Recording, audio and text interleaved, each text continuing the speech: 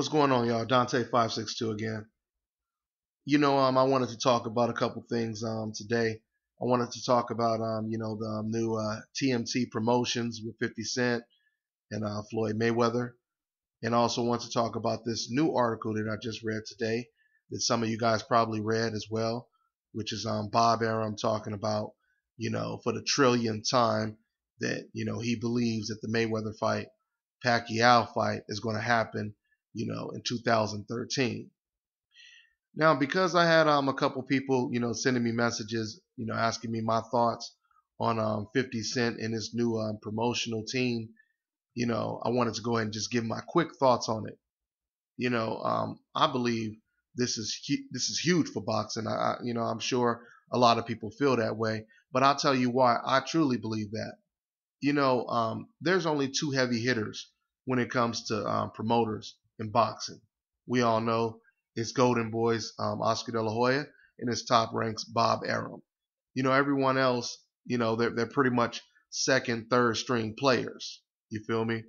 And if you guys notice, almost every boxer has his own promotional team. You look at David Haye, he has Haymaker, promotions. Amir Khan has his own promotion. Shane Mosley had his own promotional team. Everyone has some type of promotional team, right?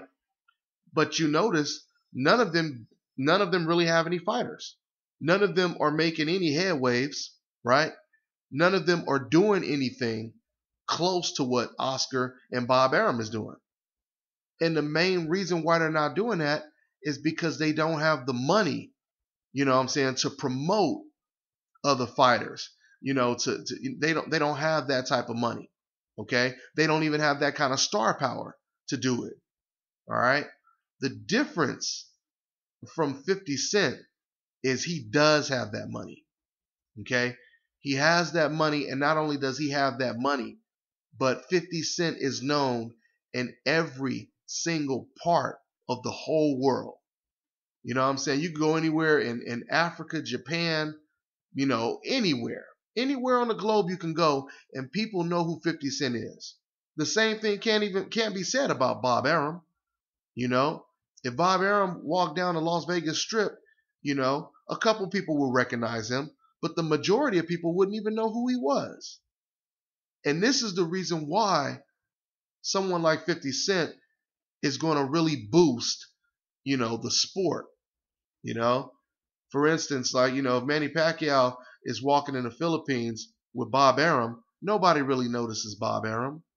But if you guys watch 24/7, with Floyd Mayweather and 50 Cent walking down the mall, walking in the mall or a casino or whatever it was, they were doing some shopping in some stores. And, of course, the fans were going crazy, because more people, people almost didn't even recognize Floyd Mayweather. I mean, they did, but they noticed 50 Cent first. So his name travels. His name travels, and he is going to help this sport tremendously. People are going to know, like, how he's promoting Andre Dirrell and Gamboa and all these other fighters that he's signed already. Zab Judah. People like Andre Dirrell, nobody knew who he was. I can guarantee you, with Andre Dirrell hanging out with 50 Cent, like he's been doing lately, more people are going to know who Andre Dirrell is. You feel me? And on top of that, if 50 Cent can make this mega fight that has been, attempted to be made in the last 2-3 years, that automatically throws 50 Cent into the driver's seat of the promotional world. You feel me? I mean, it's as big as when Don King came out of nowhere and promoted, the biggest, Muhammad Ali fight of his career. You feel me? So yeah, this is really good for the sport, and it's really good for 50 Cent and Floyd Mayweather. It was actually Floyd Mayweather's idea, and we all know that Floyd Mayweather is a great marketing promoter. You know what I'm saying? He's promoted his career so damn impressive to where Floyd Mayweather, he's already became, the highest paid athlete in all sports. Do you guys know, as successful as Oscar De La Hoya was financially in his career, you know that he had never became the highest paid athlete of the year? It had never happened before, you know. And what's so funny is that I always said, Oscar De La Hoya, he's going to go down as, pound for pound, the biggest money making boxer, you know, in the sport. But actually, Floyd Mayweather has even surpassed that statistic. You feel me? So, nevertheless, like I said, man, Floyd Mayweather is a tremendous promoter, and he's the reason why, he's became the highest paid athlete in all sports. Okay, and just on some FYI, the only other two boxers that have ever became the highest paid, athletes of the year were Mike Tyson and Evander Holyfield. Evander Holyfield, he brought in 60 million one year, and Mike Tyson, he brought in 75 million. But like I said, Floyd Mayweather, he remains the king when it comes to the highest paid boxer of all time. Raking in $85 million and doing it with no sponsorships. You know what I'm saying? No endorsements. That's saying a whole lot. Okay? Because Tiger Woods is the highest paid athlete of all time with 110 million in one year, but he had a lot of endorsements. So that's saying a whole lot when it comes to Floyd Mayweather, because he did it all with no endorsements. Without the endorsements, he would have even surpassed Tiger Woods. But anyway, like I said, Floyd Mayweather is a great promoter, and he's going to go ahead and he's going to help out 50 Cent become a huge promoter. All right? I mean, if you just look at what 50 Cent did with Vitamin Water, what he's done with his career is pretty damn impressive. I mean, even when 50 Cent first came onto the hip hop scene, what I'm saying, and he came out with that debut song, robbing all the other, famous rappers, Notorious B.I.G., Jay-Z, DMX, what I'm saying? That was completely strategic, and it was brilliance, because it had everybody sitting here bobbing their head saying, damn, who is crazy enough to come out with a track, talking about robbing and clowning all of the biggest name rappers. You feel me? It got everybody wondering, who is this dude? Who is this dude that's crazy enough to do this? Right?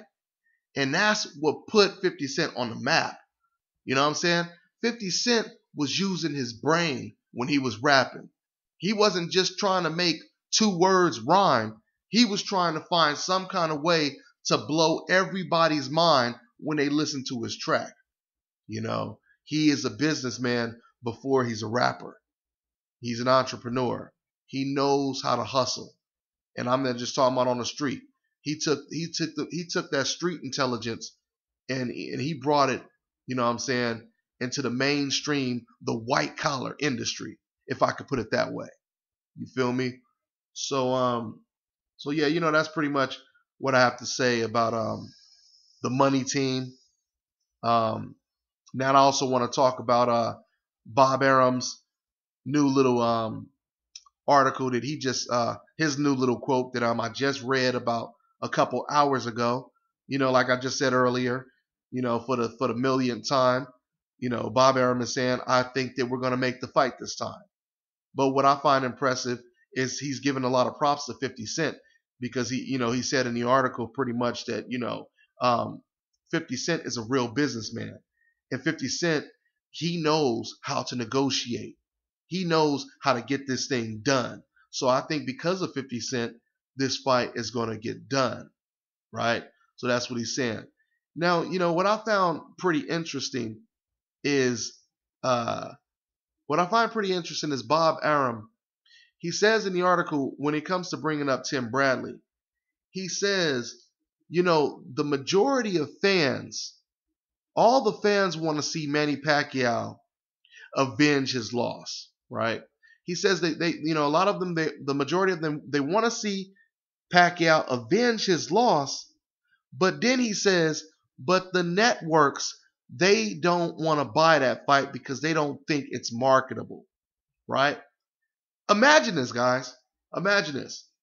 A fight that a promoter is admitting that the majority of fans want to see, a network doesn't believe that it's a marketable fight. Does that make any sense to you guys? Because usually a network, they don't want to market a fight that no one is going to watch. You feel me? I mean, we done seen Pacquiao fight no name David Diaz. We done seen him fight Clottey. We done seen him fight, fighters that are, far lesser known than a man who just beat him for the first time in 7 years, right? So that doesn't make sense. And, we already know that Bob Arum has been proven to be a liar. He lied when Floyd Mayweather, was calling out Manny Pacquiao, and Floyd was trying to make this fight desperately before he had to turn himself into jail, right? When Floyd Mayweather was trying to make this fight, by May 5th, Bob Arum came out with a ridiculous lie saying, oh, we need to make the fight in June because coincidentally, I'm going to build an arena that's going to hold 100,000 people or some bullshit like that. And, the arena, it won't be finished till June 1st, coincidentally the time that Floyd Mayweather is unavailable. You know what I'm saying? It was proven to be a complete fucking lie. Because where is the arena now? It ain't no damn arena, right? So, obviously we can't trust, Bob Arum as far as we can throw his ass when it comes to, the shit that he comes up with, right? But you know what? Let's just imagine. Let's say what he said is true, right? Let's say HBO doesn't want to buy this fight, right? After watching those biased ass statistics, after listening to Jim Lampley, after listening to Harold Letterman, and the rest of the crew who followed Jim Lampley's lead, wouldn't it be kind of feasible to say that HBO wouldn't want to take a chance of having their favorite guy lose? You know what I'm saying? Isn't that a possibility if that were true? Because, don't get me wrong. Bob Arum is a liar, but it could possibly be true. It could be possibly true that HBO, they don't want to see their man lose. See, this is what you guys have to understand. This is the difference between Pacquiao losing to Marquez, Cotto, versus Pacquiao losing to Bradley. If Pacquiao loses to Cotto or Marquez, they can make another fight because Pacquiao has already beat one of those fighters, right? So his career can go on because people could easily say, okay, now we got the rubber match. Now this tie, right? But you can't say the same thing when it comes to Tim Bradley. Because if Tim Bradley beats Manny Pacquiao in a rematch, his career is over with. You know what I'm saying? And all the people who cried outrage, robbery, they can no longer say that anymore. You feel me? They have to eat crow and they have to admit to themselves, look in the damn mirror and admit to themselves, damn, Tim Bradley is better than Manny Pacquiao. See, until that fight gets made, they can sit here and scream all they want. Oh, that was some bullshit. That was a robbery. Blah, blah this, blah, blah that. They can do that as long as the fight doesn't happen. They can do that forever. But if Pacquiao gets in that ring and he loses once again, and he loses even more decisive in a rematch, the world as we know will be silent. Okay? There's going to be a whole lot of crying in this world if that happens. So it makes perfect sense that Bob Arum could have possibly either A, he could have possibly just made up that shit to already give us an indication that he's not going to put his Filipino piggy bank up against, you know, Tim Bradley, because Tim Bradley, he just might break that piggy bank. You feel me? And all the money comes out of that damn piggy bank. So it's very possible. No, you know what? Let me change that. Not possible. It's obvious that Bob Arum said that because he's letting us know he ain't gonna make that Tim Bradley fight. He's gonna put Pacquiao in there with either Cotto or Marquez. And I truly believe that if he fights Cotto at 154, Manny Pacquiao is going to end up fighting that same Cotto that Floyd Mayweather fought. You feel me?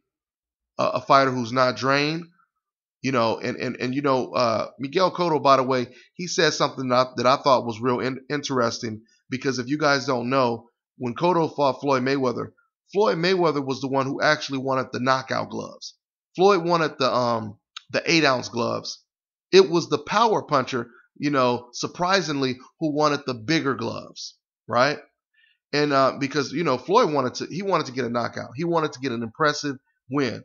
But the reason why Cotto explained that he wanted the bigger gloves is because he said the bigger gloves, it protects your face more when you block, right? So looking at all of these things, it makes me feel that Cotto, he would be very difficult to beat at 154. You know what I'm saying? 10-ounce gloves, a natural weight.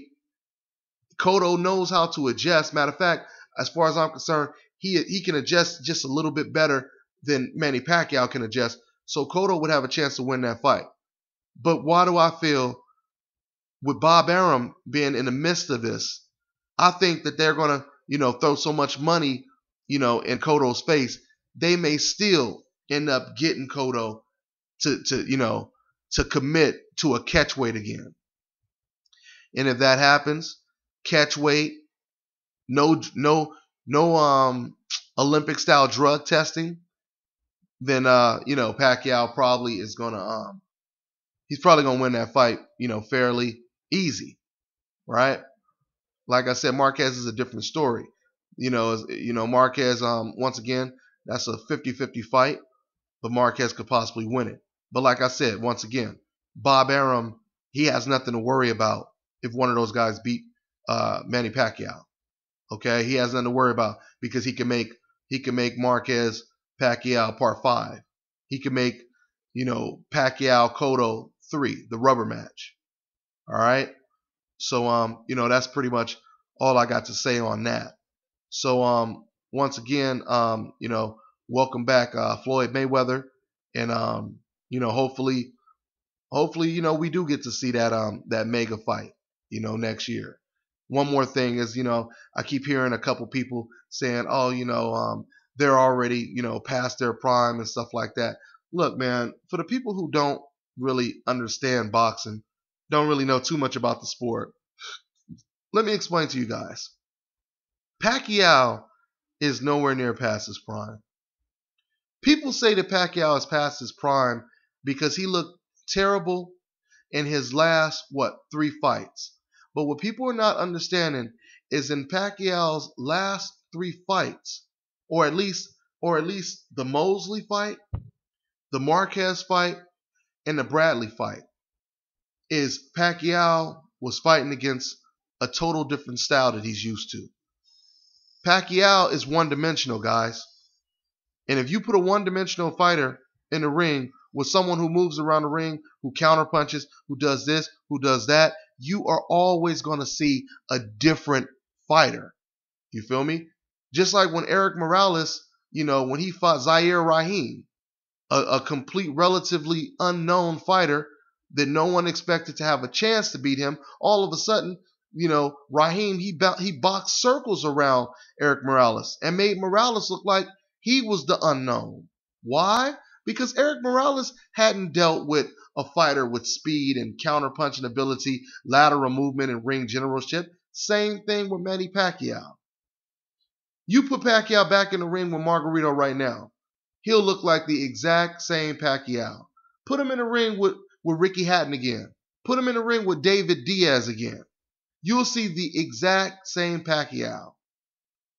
You ain't gonna never see this. You ain't gonna see the same Pacquiao when he's in there with a thinking fighter. You feel me? Because Pacquiao is not used to a thinking fighter. Pacquiao's used to a fighter coming coming flat-footed and coming straight towards him, just standing in front of him blocking. That way he can use all of those angles and stuff like that. You don't see too many angles when he's fighting against someone like a Marquez or a Bradley, because it's more difficult when you're going up against a moving target. Okay? So no, he ain't past his prime. And Floyd Mayweather ain't past his prime either. You know, he was just in the ring with a naturally bigger fighter. You know, Miguel Cotto is a good ass fighter. You know, he has a terrific jab. He has an underrated defense that I think he showed.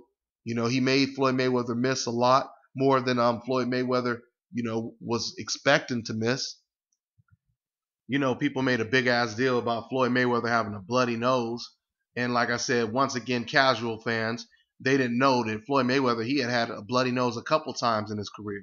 You know, he had a bloody nose against the Emmanuel Augustus fight, or I should say when he was fighting Emmanuel Augustus, and some other fight. You know, but you have people say, oh, you know, Floyd Mayweather ain't got it no more. He got a bloody nose, jumping up and down like it's a celebration. But, you know, once again, it's all hypocrisy. Because like I said, you got Jim and Larry talking about, you know, they love fighters that, you know, show blood and guts. But as soon as Floyd Mayweather get a, you know, bloody nose, all of a sudden he's exposed. And he ain't got it no more. He ain't as good as he was. And, oh, look at the victory that Cotto got over, you know, Floyd Mayweather by bloodying up his nose. You know, it's all hypocrisy. But that's a whole nother story. That's definitely for another video. You know, so no, they're not neither one of them are past their prime. You know, a fighter that's past his prime is a fighter who doesn't throw punches as often as he used to. You know, a fighter who gets wobbled and, you know, more often. You know, he looks completely different. You know, that's a past your prime type fighter. Okay? Somebody like Nate Campbell, that's somebody who's past his prime. You know, somebody like Glenn Johnson, you know, that's somebody who's past his prime. Glenn Johnson was known for always throwing punches. He doesn't do that anymore. You feel me? So that's pretty much all I got to say on this one. And I'm going to be hitting you guys back in probably a couple days. I'm on to the next one, y'all.